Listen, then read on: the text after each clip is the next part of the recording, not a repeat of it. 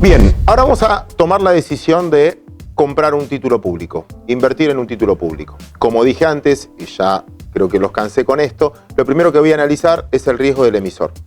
Para analizar el riesgo del emisor tengo que ver la capacidad de pago que tiene un país.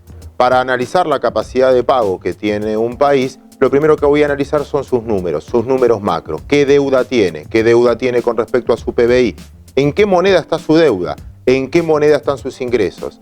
Si quieren muy buenos cuadros, y son los que finalmente los que terminan debiendo y llevando a las estadísticas, están en www.mecom.gov.ar, que es el Ministerio de Economía. Ahí tienen un montón de gráficos donde pueden ver el tamaño de la deuda, en este caso si van a comprar deuda argentina, a quién le debemos. No es lo mismo deber dólares que pesos. Si uno debe dólares al no tener la maquinita de emisión, lo convierte en más riesgoso. Si debe pesos es menos riesgoso porque finalmente, en el peor de los casos, podés emitir, tendrás un problema inflacionario, pero no de default, y eso te da tranquilidad.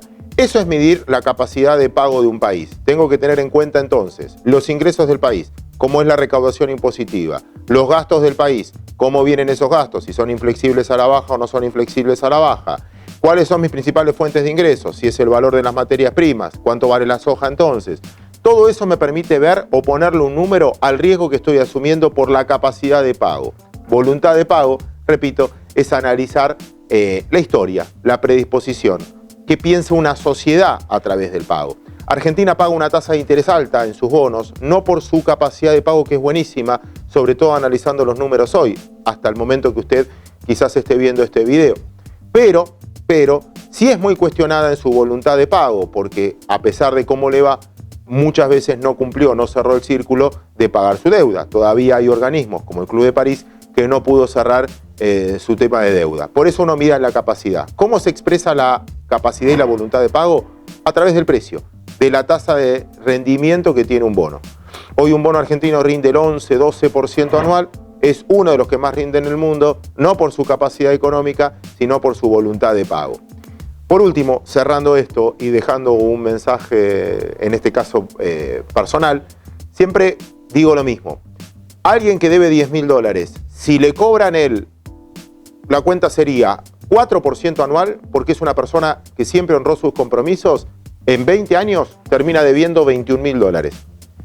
Si usted debía $10.000 y en 20 años, como no confían en usted, le prestan al 10% anual, termina debiendo $62.000. Fíjense que la diferencia, el protagonista, no es el capital que usted debe, es la tasa de interés a la cual capitaliza. Ser honrado es un buen negocio, porque ser honrado es lo que me permite tomar una tasa inferior. Eso es lo que uno puede comparar, de que lo peor que puede hacer un país es dañar la imagen de voluntad, la imagen de voluntad de pago, que es una de las cosas. Todos los nuevos inversores, toda la nueva generación va a tener que pagar por culpa nuestra, la generación anterior, que no tuvimos un buen comportamiento en nuestra voluntad de pago. Problemas de capacidad de pago tuvieron muchos países, pero de voluntad de pago no tantos. Hecho este paréntesis o este mensaje más personal, vuelvo de nuevo a lo técnico. Entonces, repasemos hasta acá. Yo puedo elegir comprar un bono. Lo primero que voy a mirar es el riesgo de emisor. Lo segundo, empezamos a discutir técnicamente. ¿Qué tasa de interés me paga? ¿Se acuerdan que era el segundo riesgo que veíamos?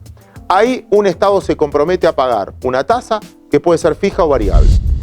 Cuando me pagan una tasa fija, ¿sí? Hay muchísimos bonos, se comprometen a pagarme un interés X, 9% por ejemplo. Los bodenes hoy pagan 7% anual. Pase lo que pase, te paga 7% anual. Hay bonos que ajustan, por ejemplo, a tasa Badlar. Te va a pagar lo que suba la tasa Badlar, la tasa de referencia, que es una tasa que congrega, es un promedio de los plazos fijos superiores a $1.000.000. De todos los que hacen plazos fijos superiores a $1.000.000, se saca un promedio de cuál es la tasa. Y esa es la tasa de referencia. Y esa tasa se utiliza mucho para ajustar los bonos. Hay muchos bonos del país que uno puede elegir que me va a pagar lo que pague la Badlar. Si usted cree que en Argentina en los próximos 3 años va a subir más el dólar que el valor del peso, le conviene el primer bono que le mencioné, el que ajusta por el valor del dólar. Si usted cree que la tasa de interés va a ser más alta a la tasa de devaluación de la Argentina, le conviene invertir en el segundo bono, en el que ajusta tasa Badlar. La decisión final es de usted, de acuerdo a lo que ve del futuro. si cree que va a pasar en el país. El país lo que le da, y la bolsa a través de la negociación de la oferta pública, lo que le da a usted es la posibilidad de elección. Usted tiene varios instrumentos para elegir de acuerdo a su escenario futuro. Lo mejor es que el escenario futuro lo ponga usted y no necesariamente, en este caso, nosotros. Lo que le damos es la posibilidad de operar varios. Otra cláusula de ajuste que puede ser es la inflación o el índice SER, para ser más preciso, que refleja, es un índice, hay muchos bonos en Argentina que ajustan de acuerdo a la variación de la inflación. ¿Se acuerdan? Porque es otro de los riesgos que le mencioné. Si yo lo único que quiero es preservar el valor de mi dinero, porque sigo consumiendo y viviendo en el país, lo que quiero que me proteja es contra inflación, contra este índice SER. Directamente compro un bono que ajuste por este índice. Uno de los problemas de hoy es la baja credibilidad que tiene la comparación de la inflación que tiene un ciudadano con la que percibe a través de este pago del índice. Es para tenerlo en cuenta y otra vez forma parte de ese famoso riesgo del emisor. Entonces, desde ese punto de vista, en una estructura de bonos simplemente tiene un capital a devolver y un interés. La elección siempre es del inversor qué tipo de bono le conviene tener en los próximos tiempos. Una de las ventajas enormes que tiene el mercado de capitales, y en este caso reflejado por nuestra bolsa, tiene que ver con el mercado secundario, que sin duda ya pueden ver en muchísimos videos, pero para hacerles un resumen, tiene que ver con que uno que compró bonos, por ejemplo, que vencen en el 2035, no necesariamente me tengo que quedar esperando hasta el 2035 a ver qué pasa. Tienen negociación continua. Puedo comprar y vender todo el tiempo. Por algo, una decisión tomada de acá al 2017, puedo mañana cambiar de opinión, puedo tener otra necesidad y venderlo en el mercado. En el mercado cotizan a un precio. Ese precio es lo que me permite calcular la tasa de interés. La tasa de interés que finalmente me termina rendiendo. Entonces, punto. Y ahora empezamos a hablar técnicamente del rendimiento de un bono. ¿Cómo lo calculo? ¿Cuáles son las cosas básicas que tiene un bono?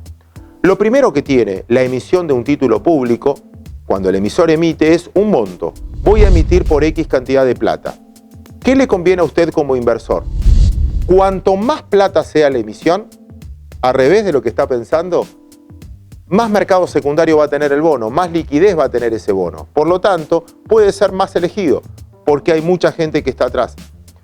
Cuando la emisión es muy chiquita, seguramente va a estar concentrada en pocas manos, por lo tanto va a tener menos liquidez, por lo tanto va a tener un apetito menor del lado de los inversores.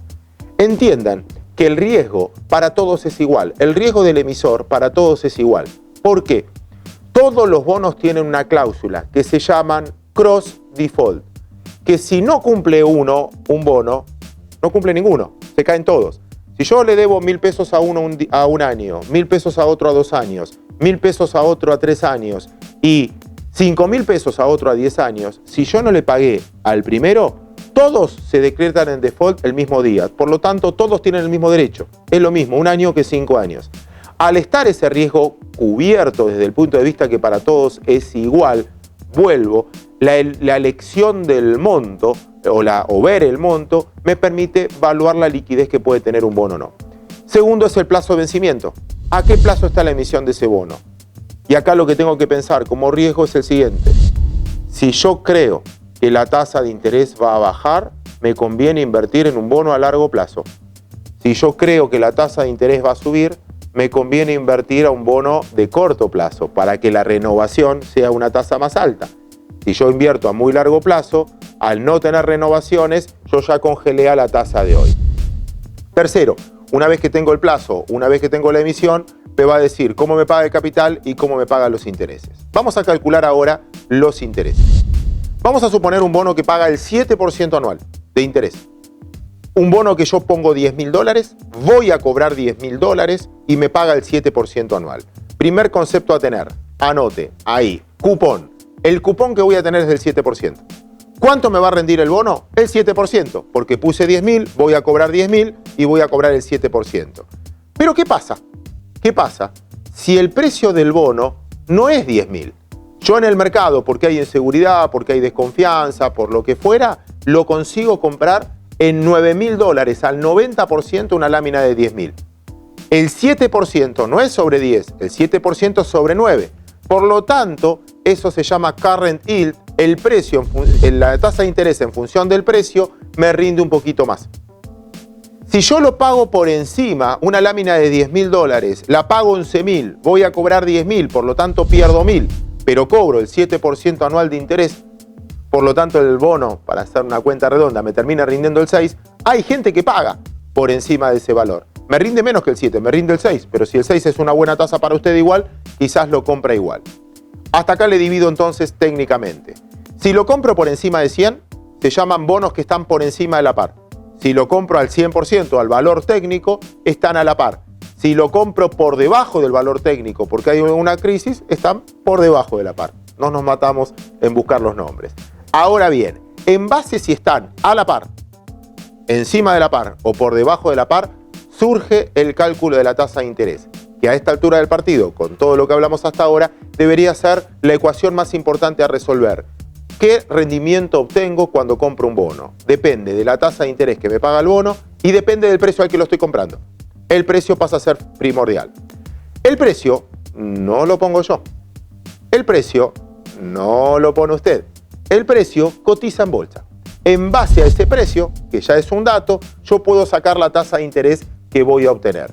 Si un bono, vuelvo al mismo ejemplo, que me paga el 7% anual, lo pago 90, voy a ganar 7% más esos 10 de diferencia, ese 10% de diferencia entre el precio de compra y lo que voy a terminar cobrando.